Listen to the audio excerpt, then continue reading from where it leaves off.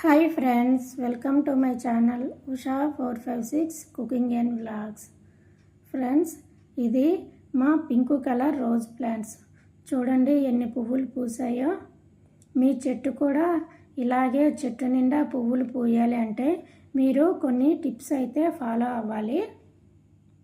Next, గులాబీ పువ్వులు బాగా గుత్తులు గుత్తులుగా పూయాలంటే కొన్ని టిప్స్ అయితే మనం ఫాలో అవ్వాలి ఫ్రెండ్స్.